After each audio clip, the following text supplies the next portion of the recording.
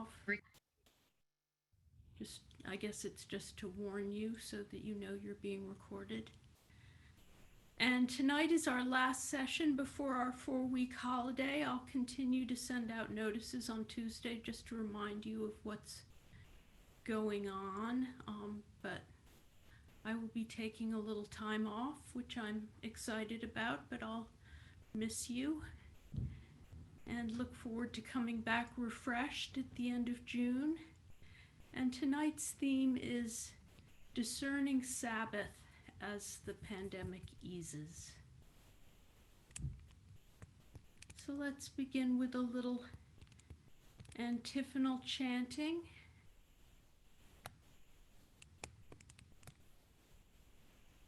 You're welcome to join in for the antiphons with yourself on mute if you choose.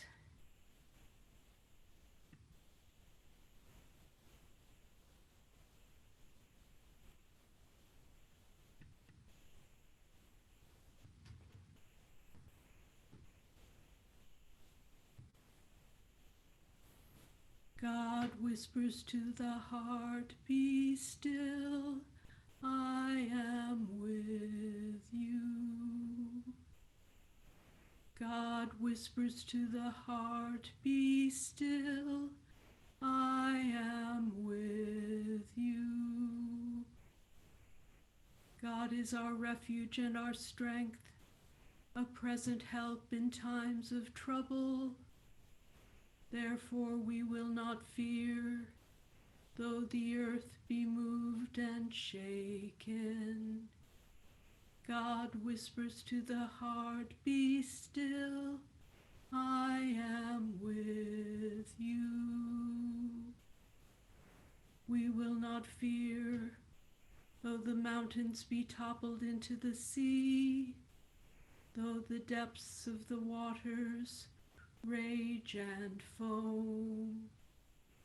God whispers to the heart, be still, I am with you. Be still and know that I am God. God is with us.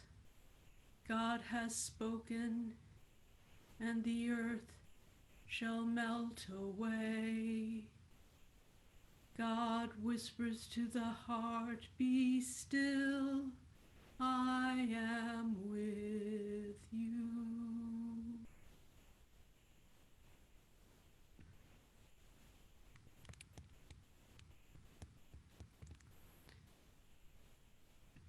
Welcome to this digital contemplative prayer group. This is a place for all God's people. Whatever your beliefs or doubts, you are welcome here. If you are new to centering prayer, just follow the instructions as the session unfolds, and you are also welcome to use the silence in any other way that is right for you. Loving God, we ask for your blessings upon this gathering, recognizing that we bring the joys and sorrows of our lives here today. If anyone would like to mention silently or aloud expressions of gratitude or concern for ourselves, our families, our friends, our society, or our fragile planet, please do so now.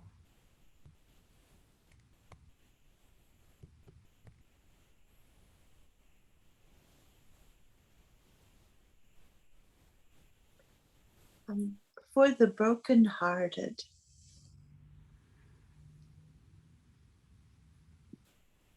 for the health of Sol Maria Toban and Angel Luis Caban, and for those who are recovering from domestic violence.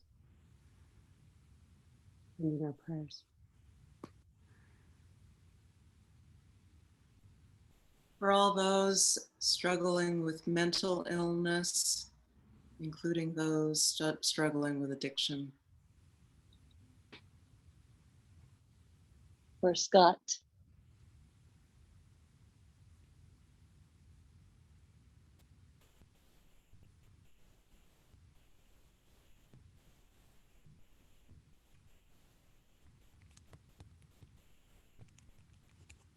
God, we trust that you hear our prayers, silent or spoken, wordless or in words.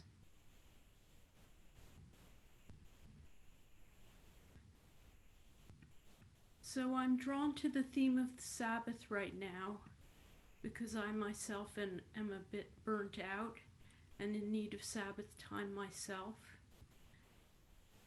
But as I explored this theme, I found myself asking, what is Sabbath for us as the pandemic eases? What do we need to rest from right now? Some of us may have been resting more than we even wanted to, on a kind of a pause from our usual worldly activities. And yet we still need the refreshment that Sabbath can bring to us. A change of pace, a way of listening to God's voice anew, singing a new song to us. What do our bodies tell us we need right now? What do our souls tell us we need right now? Sabbath gives us permission to refresh ourselves, and Sabbath is an idea that releases us from our compulsions. The compulsions that we have at this particular time in history might be quite different from our usual compulsions. Sometimes we're hungry for the quiet into which Sabbath can invite us. But what if the pandemic has been a very quiet time for us?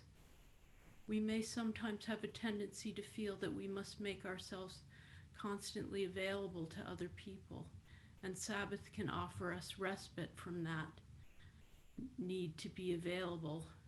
But what if we haven't been able to be available to others in our usual ways? We may have had an opportunity to engage in more prayer and retreat time than ever before. What if the pandemic has made prayer and retreat time so available to us that we need a change from that? We may feel stale and in need of God's refreshment, but unsure how to find that refreshment in this new situation.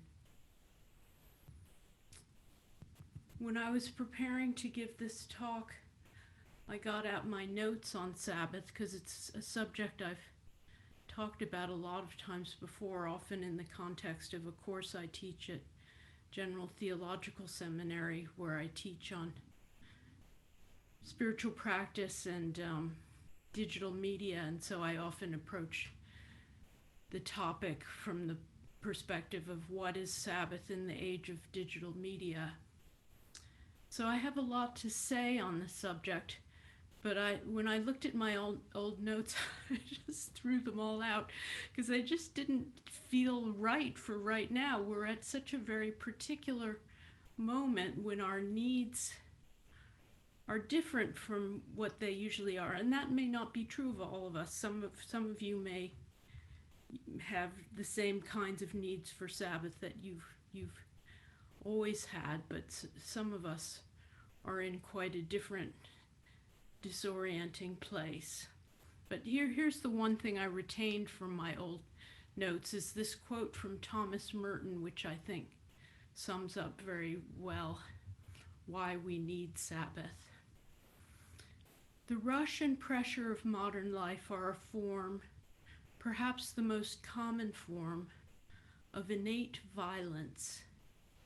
To allow oneself to be carried away by a multitude of conflicting concerns, to surrender to too many demands, to commit oneself to too many projects, to want to help everyone in everything is to succumb to violence.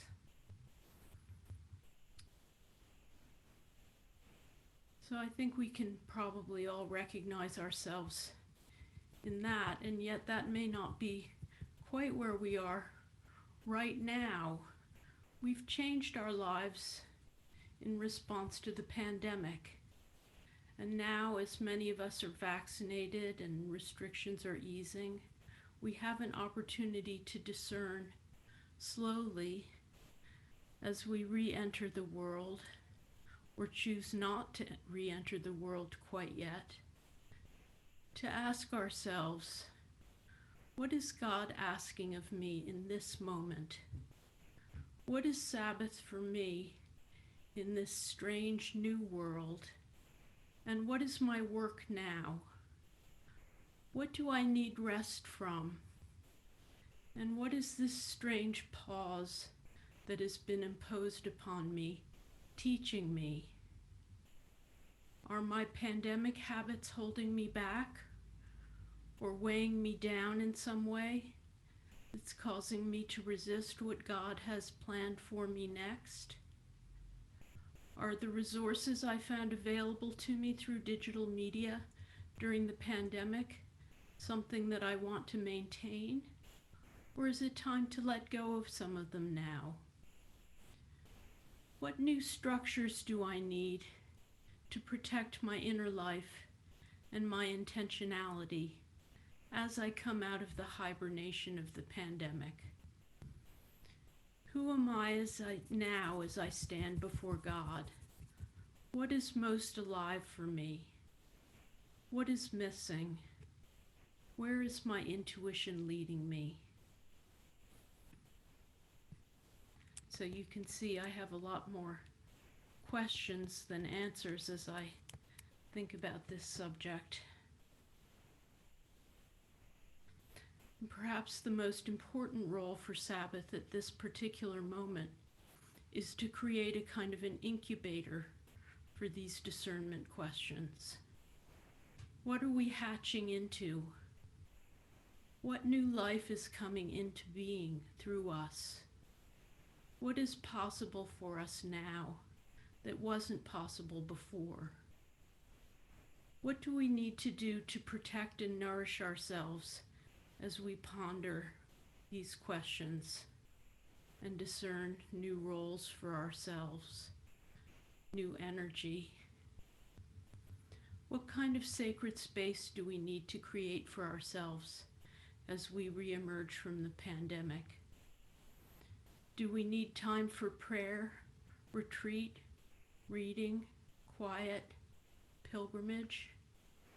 Or perhaps some of us need a kind of an antidote to the quiet that may have been imposed on us by the pandemic, and our souls crave stimulation, conversation, art, companionship, movement, space, travel, surprise. Perhaps at this moment in history, we need to enter into Sabbath time that has a slightly different flavor for us than in the past. Let's enter into whatever kind of Sabbath time will make room for our intuition to awaken as we work to discern what only we can do to serve God.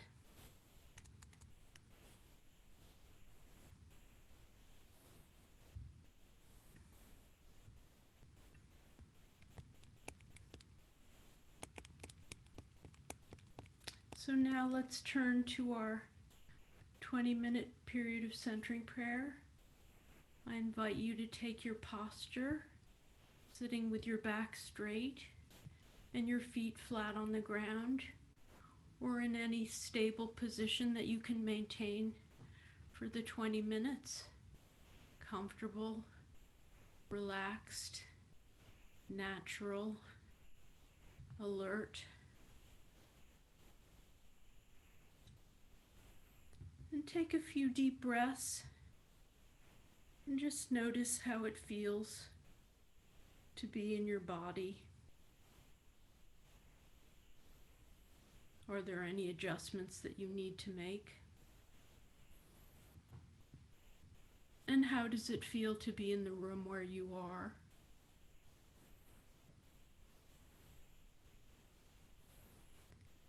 And how does it feel to be part of this digital community, connected through prayer with the rest of our group?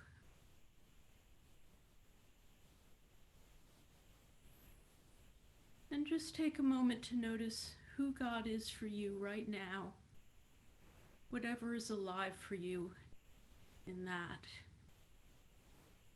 Just touch the energy of that ever so gently with your attention. And renew your commitment to be open to the sacred presence. And if you'd like, you can silently begin to repeat your sacred word or touch your sacred breath gently with your attention, using your sacred symbol to orient yourself towards God. And during the prayer period, whenever you notice that you've become engaged with your thoughts, tangled up in them, distracted by them, just ever so gently disengage yourself using your sacred symbol, if necessary, like a bell calling you back to prayer.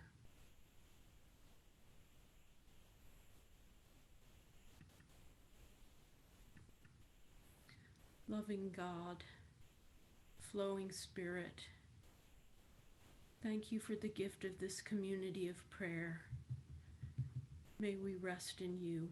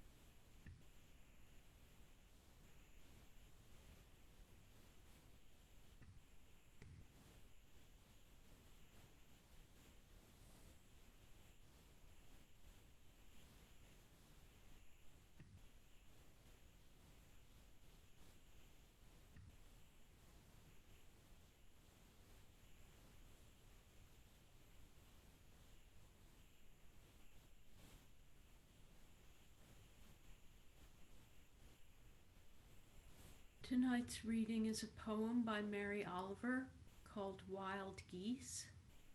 I'll read it 3 times, and then I'll invite you to offer a word or phrase that resonated for you.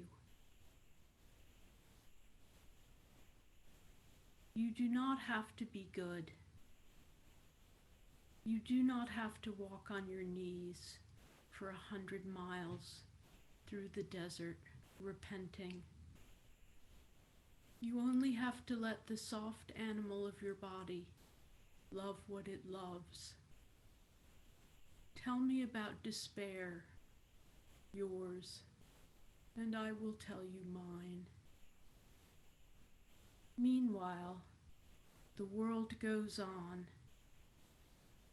Meanwhile, the sun and the clear pebbles of the rain are moving across the landscapes, over the prairies and the deep trees, the mountains and the rivers.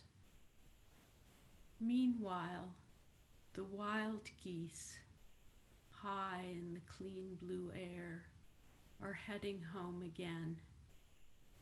Whoever you are, no matter how lonely, the world offers itself to your imagination, calls to you like the wild geese, harsh and exciting, over and over, announcing your place in the family of things.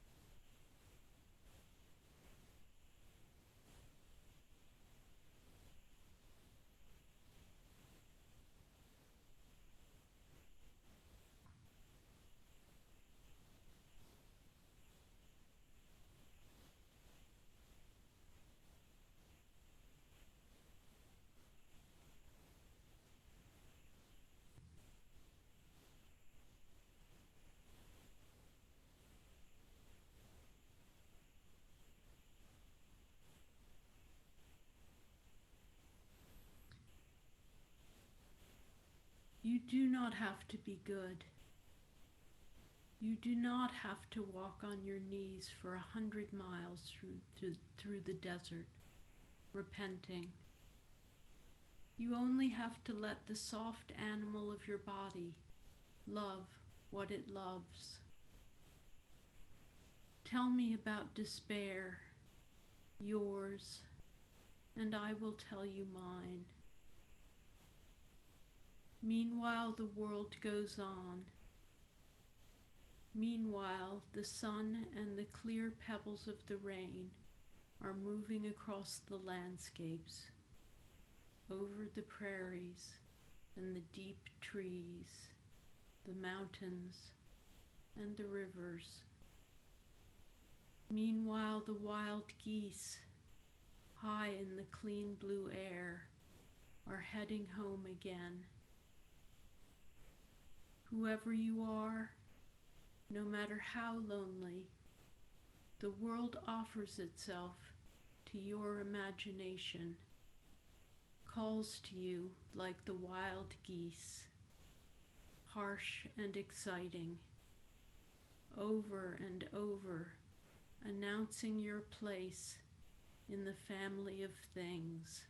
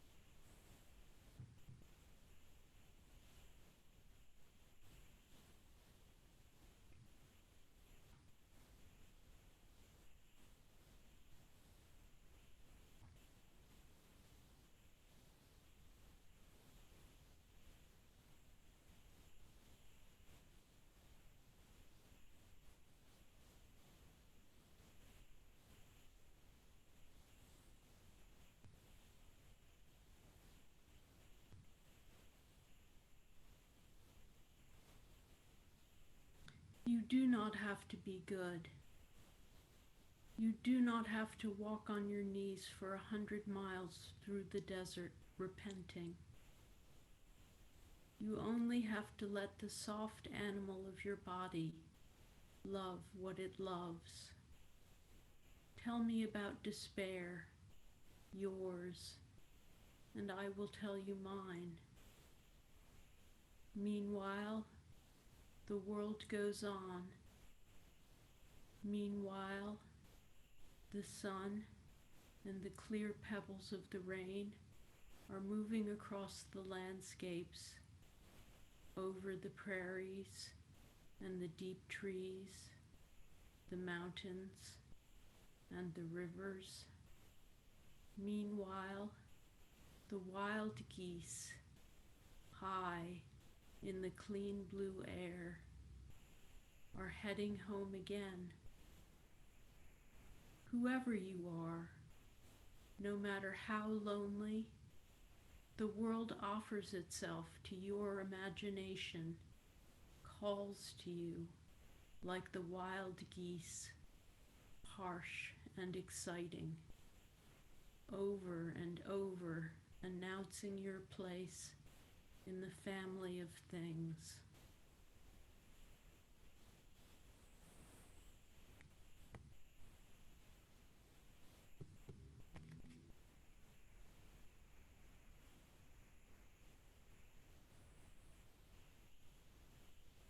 I invite you to share a word or phrase that resonated for you.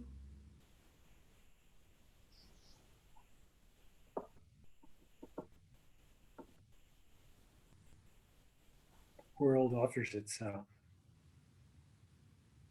Do not have to be good. Heading home again.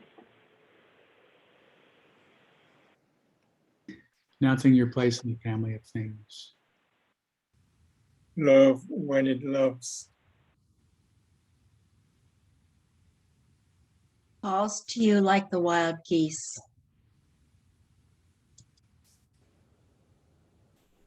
Meanwhile, Announcing your place in the family of things. To your imagination. Tell me your despair, and I'll tell you of mine.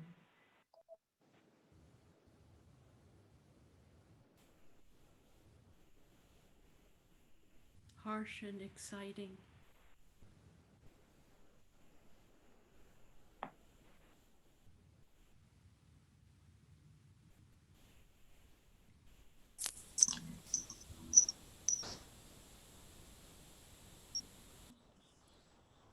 Let the soft animal of your body love what it loves. calls to you. Clean blue air.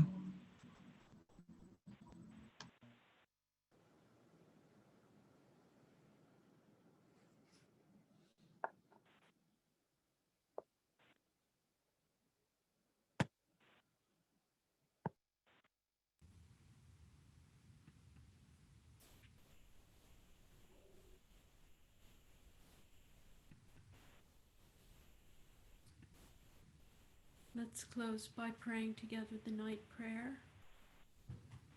Lord, it is night. The night is for stillness. Let us be still in the presence of God. It is night after a long day. What has been done has been done. What has not been done has not been done. Let it be. The night is dark. Let our fears of the darkness of the world and of our own lives rest in you. The night is quiet. Let the quietness of your peace enfold us, all dear to us and all who have no peace. The night heralds the dawn. Let us look expectantly to a new day, new joys, new possibilities. In your name we pray. Amen. Mm. Thank you, Lindsay. You're welcome, Song. Thank you, everyone, for being here. Enjoy your Thank you.